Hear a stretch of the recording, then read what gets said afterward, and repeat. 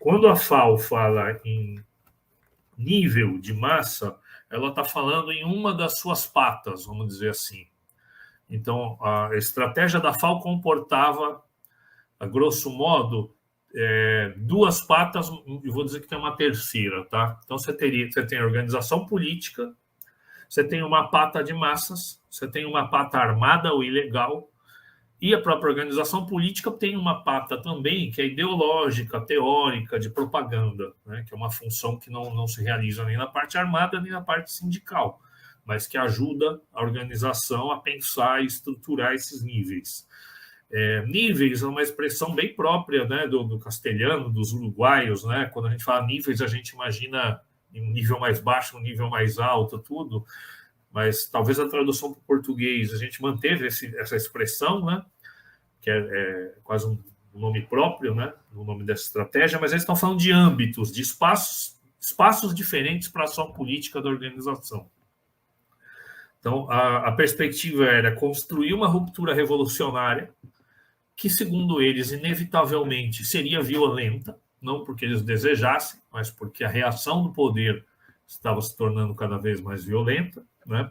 E para construir essa ruptura revolucionária, eles precisariam ter inserção, enraizamento e mobilização de massas.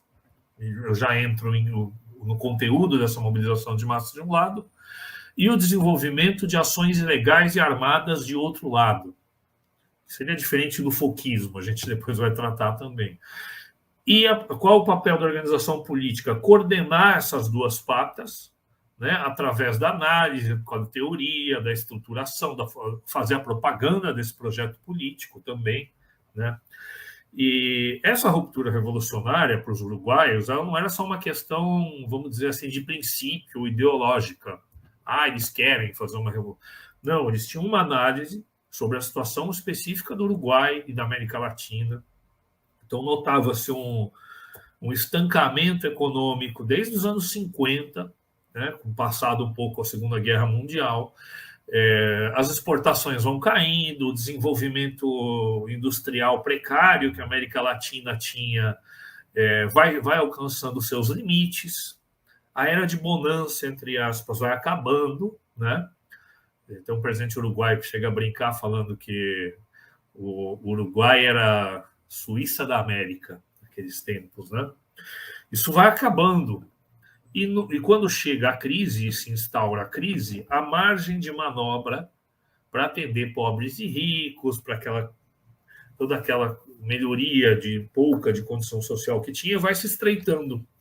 Os conflitos vão se acirrando, né? E a burguesia passa a lançar mão de medidas cada vez mais repressivas.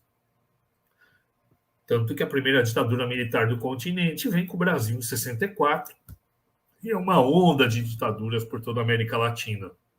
Os uruguaios estão avaliando essa situação, estão percebendo que não vai ter mais margem para reformismo, né? E estão se preparando para uma situação primeiramente de defesa, né, contra o grau de opressão crescente do Estado uruguaio, né?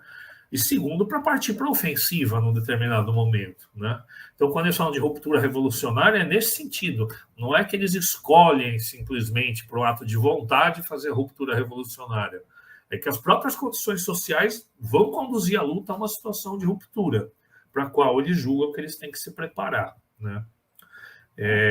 Um pouco por aí. Vamos lembrar que em 59 tem a Revolução Cubana, né? A FAO racha em 64.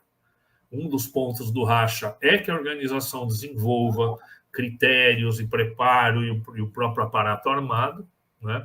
Outro critério é a centralidade da classe trabalhadora no trabalho de massas,